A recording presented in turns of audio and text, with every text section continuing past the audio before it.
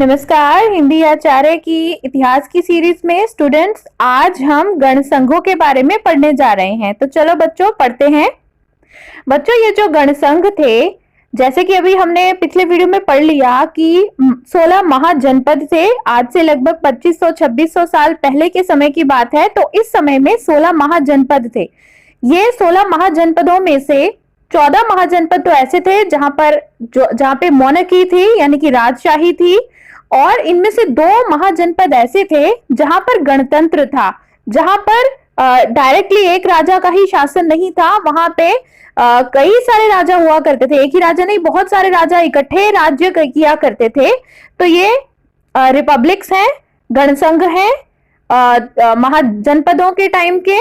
तो इनके बारे में अभी हम पढ़ते हैं। तो देखो बच्चों, गणसंघ शब्द का अर्थ पढ़ेंगे पहले। गण का अर्थ होता है ट्राइब यानी कि कबीला, और संघ का अर्थ होता है एसोसिएशन यानी कि लोगों का समूह।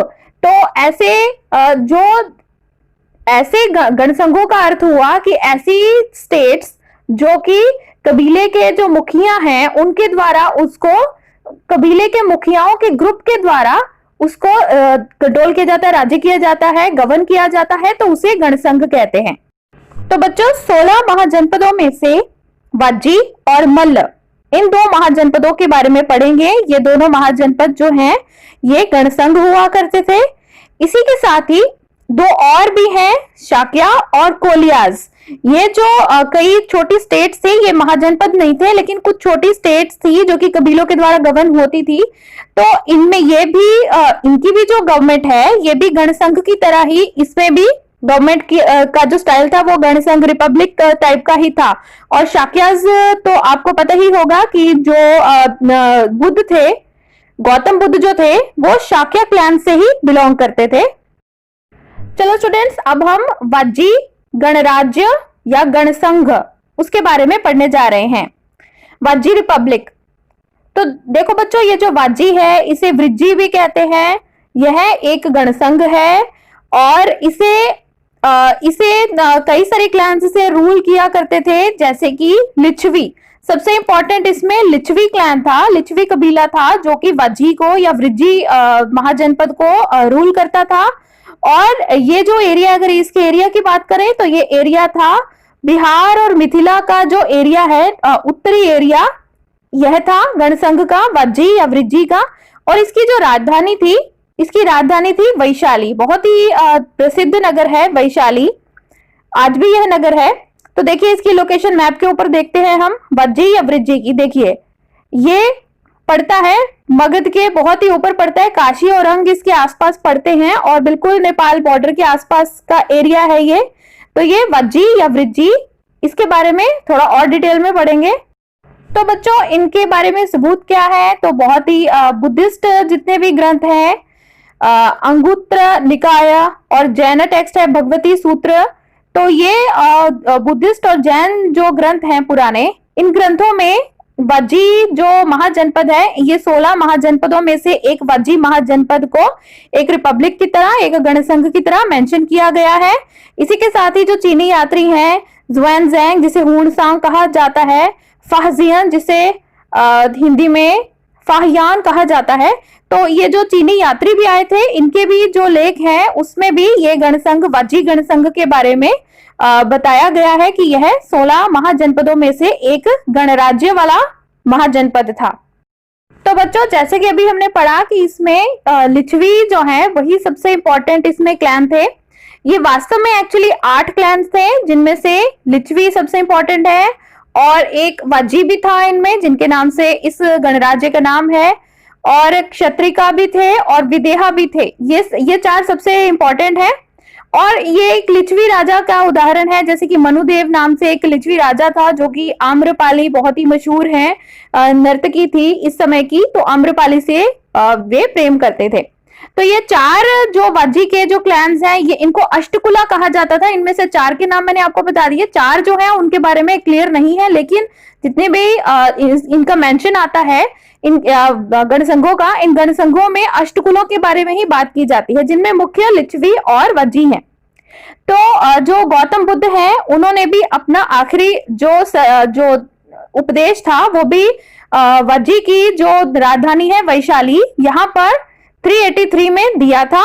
और वैशाली इसलिए भी इंपॉर्टेंट है कि एक तो ऐसा नहीं है जो महात्मा बुद्ध है उनकी मृत्यु वैशाली में नहीं हुई, लेकिन उन्होंने आखिरी उपदेश वैशाली में दिया था। तो आपसे ये भी पूछा जा सकता है कि आखिरी उपदेश बुद्ध का है वो कहाँ है। तो जैसे कि फर्स्ट उपदेश आपको पता है सारनाथ वाराणसी में है, तो अंतिम उपदेश बुद्ध का कहाँ है, वैशाली में। और उनकी मृत्यु जो होती है वो वैशाली में नहीं होती। ये जो राजधानी है वज्जी की वैशाली, और इसके अंदर एक तो बुद्ध ने अपना अंतिम उपदेश दिया था। इसी के साथ ही यहाँ पर दूसरी बुद्धिस्ट काउंसिल भी होती है, जो कि काल शोक नाम के किंग ने ये सेकंड बुद्धिस्ट काउंसिल भी करवाई थी। तो वैशाली दो चीजों के लिए इंपॉर्टेंट है, एक तो महात्मा बुद्ध का अंतिम उपदेश जो था वह वैशाली में हुआ इसी तरह से, और सेकंड बुद्धिस्ट काउंसिल है वो भी वैशाली में हुई है। अब देखेंगे दूसरे गणसंघ के बारे में पढ़ेंगे। देखिए ये कौशल और काशी के बीच में पड़ता है मल्ल महाजनपद। यह भी एक रिपब्लिक था, यह भी एक गणसंघ था या गणराज्य था। तो बच्चों यह जो मल्ल जो गणराज्य है ये दो भागों में डिवाइडेड था। इसका जो एक भाग है उसकी जो राजधानी थी वो कुशावती थी, और एक भाग की राजधानी पावा थी जिसे आजकल पद्रौना कहा जाता है। तो यानी कि मल्ल जो गणराज्य है वो दो भागों में डिवाइडेड है, एक उसकी कैपिटल कुशावती है, दूसरी उसकी पावा है। पावापुरी जो है वो ज्यादा इंपॉर्टेंट है, उसके बारे में पढ़ेंगे अभी। अब देखो बच्चों कुशीनगर और पावा ये दोनों अपने आप में बहुत इंपॉर्टेंट है, क्योंकि बुद्धिज्म में जैनिज्म में भी देखिए बुद्धिज्म में क्या है कि जो अभी जैसे कि आपने पढ़ा कि बुद्ध का जो अंतिम प्रवचन था वो कहाँ था, वो वैशाली में था, ठीक है, वज्जी में था। अब देखेंगे कि बुद्ध ने आखिरी भोजन कहाँ पर लिया था, ये भी आपसे पूछा जा सकता है कि अंतिम भोज कहाँ हुआ था बुद्ध का। तो वो बुद्ध ने लिया था आखिरी जो भोज है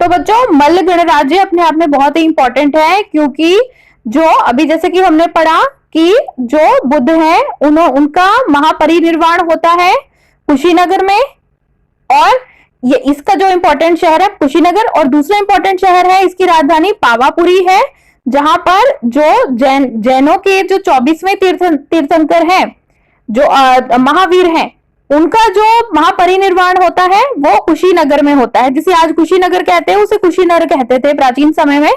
तो अपने आप में मल्ल गणराज्य इसलिए इंपॉर्टेंट है क्योंकि जो कुशीनगर है वहां पर बुद्ध का महापरिनिर्वाण होता है, और जो पावापुरी है वहां पर महावीर का परिनिर्वाण होता है। और इसके साथ ही आपने यह भी समझ लिया कि जो बुद्ध हैं उन्होंने अंतिम उपदेश कहाँ दिया था, वैशाली में दिया था। बुद्ध ने अंतिम भोजन कहाँ ग्रहण किया था, पावापुरी में। बुद्ध बीमार कहाँ हुए थे, पावापुरी में। और बुद्ध का परिनिर्वाण कहाँ होता है, कुशीनगर में। तो बच्चों हमने समझ लिया है मल्ल और वज्जी दोनों के बारे में अच्छे से समझ लिया है। ये जो दोनों गणराज्य थे इसमें जो राजा थे कई बार तो इनकी जो समितियां होती थी, असेंबलीज ऐसी होती थी, असेंबलीज में ये फैसले किया करते थे, डिस्कस किया करते थे जो भी इंपॉर्टेंट इश्यूज हैं। और इन असेंबलीज में आम लोग भी भाग ले सकते थे, लेकिन इन असेंबलीज में जो स्त्रियां हैं, दास हैं या कर्मकार हैं, तो उनको अलाउड नहीं था कि वो इन असेंबलीज में भाग लें। और बच्चों देखिए 16 महाजनपद आपने अच्छे से पढ़ लिए हैं। 16 जनपदों में से जो 2 गणराज्य हैं उनको भी आपने पढ़ लिया इस वीडियो में। तो देखो बच्चों ये जो गणराज्य थे 16 महाजनपदों में, ये जो गणराज्य हैं 2, इन दोनों गणराज्यों को जो दूसरे राजतंत्र है, राजशाही वाले जो महाजनपद है, उन्होंने बहुत कोशिश की इनके ऊपर अपना कंट्रोल करने की। लेकिन अगर वास्तव में देखा जाए तो गुप्त काल के समय पर ही जो आखिरी गणसंघ है, उन्हीं गुप्ता रूलर्स ने ही इनके ऊपर असली में तो कंट्रोल कर पाए हैं वो। और ये बहुत लंबे समय तक, लगभग 1000 साल तक गणसंघ चलते रहे हैं, क्योंकि जो गुप्ता पीरियड है वो 1500 साल, आज से 1500 साल पहले होता है, और महाजनपदा पीरियड आज से 2500 साल पहले होता है। तो लगभग 1000 साल तक तो ये जो गणसंघ है ये इसी तरह से जो है स्टेट्स जो है इस तरह से ही रिपब्लिकन स्टेट्स की तरह चलती रही हैं। तो आपसे ये भी प्रश्न पूछा जा सकता है कि डेमोक्रेसी के जो प्रोटो डेमोक्रेसी इसे कह सकते हैं, प्रोटो रिपब्लिक इसे कह सकते हैं, तो ये कहां पे सबसे पहले भारत में हुआ? तो ये वाजी और मल्ल गणराज्य में हुआ। तो बच्चों इसके साथ ही हम ये भी देखते हैं जैसे कि जो मगध महाजनपद था, उसमें जो बहुत ही इंपॉर्टेंट जो रूलर्स हुए जैसे कि अजात शत्रु है, बिंबिसार है, इन्होंने बहुत कोशिश की है कि इन गणराज्यों को अपने काबू में कैसे करें, इनके ऊपर काबिज कैसे हो। जैसे कि उदाहरण के तौर पर जो बुद्ध एक ग्रंथ है दीर्घ निकाय, उसमें लिखा गया, जिसमें कि बुद्ध के स्पीचेस के बारे में, बुद्ध ने जो जो कहा, उपदेशों के बारे में वर्णन है। तो उसमें एक कहानी आती है कि जो अजात शत्रु है वो वाजी गणराज्य के ऊपर अपना कब्जा करना चाहता था। तो वो अपने एक वसाकारा नाम के एक मिनिस्टर को भेजता है बुद्ध के पास उनकी सलाह के लिए। तो बुद्ध वसाकारा से बुद्ध पूछते हैं कि क्या जो वाजी हैं क्या उनकी सभाएं हो रही हैं? तो अगर उनकी सभाएं हो रही हैं, जो वाजी है वो कभी भी जीते नहीं जा सकते अगर एज लॉन्ग एज अगर उनकी सभाएं होती हैं और वो पुराने जो उनके जो कानून है उसके हिसाब से ही चलते हैं, अगर वो अपने बुजुर्गों की इज्जत करते हैं, अगर वाजी जो औरतें हैं उनको किसी चीज का डर नहीं है, उनको पकड़ा नहीं जाता, जबरदस्ती नहीं की जाती उनके साथ, या वहां पर जो चैत्य हैं, जो लोकल मंदिर हैं, क्या वहां उनको भी पूरी तरह से मेंटेन रखा जाता है, और जितने भी जो महान संत हैं वहां पर अगर वो वाजी के अंदर रिस्पेक्ट किए जाते हैं, फ्रीली मूव कर सकते हैं, तो वाजीज को कभी भी कंट्रोल नहीं किया जा सकता। इसी के साथ ही बच्चों इसी समय के आसपास जो है, जो उपनिषदिक पीरियड है, इसी समय के आसपास जो है जो वर्णाश्रम व्यवस्था भी आरंभ होती मानी जाती है। तो वर्णाश्रम यानी कि एक तो वर्ण यानी कि ब्राह्मण, क्षत्रिय, वैश्य, शूद्र, वर्णा सिस्टम अब थोड़ा रिजिड हो जाता है इस समय पर, और दूसरी तरफ इसमें आश्रम सिस्टम भी इंक्लूड कर दिया जाता है, क्योंकि जो श्रमण रिलीजन्स हैं यानी कि बुद्धिज्म और जैनिज्म का बहुत ज्यादा प्रचार हो रहा था खासतौर पर वाजीज में। तो मतलब ये जो श्रमण रिलीजन्स है इनकी प्रमोट होने की वजह से तो ब्राह्मणिक रिलीजन जो है वहां पर आश्रम, क्योंकि वहां पर सन्यास की बहुत ज्यादा, श्रावणिक रिलीजन्स में सन्यास की बहुत ज्यादा इंपॉर्टेंस थी। तो हिंदू वर्ण सिस्टम में भी आश्रम सिस्टम है। अब इसमें भी आश्रम, पहले ब्रह्मचर्य आश्रम होगा, फिर गृहस्थ होगा, फिर वानप्रस्थ होगा, और फिर सन्यास आश्रम भी इसमें इंक्लूड कर दिए गए। तो बच्चों आशा करती हूँ आपको गणसंघों के बारे में ये जानकारी रोचक लगी होगी, आपके लिए उपयोगी साबित हुई होगी। इसी तरह के और इतिहास से संबंधित वीडियो देखने के लिए मेरे चैनल को सब्सक्राइब कीजिए।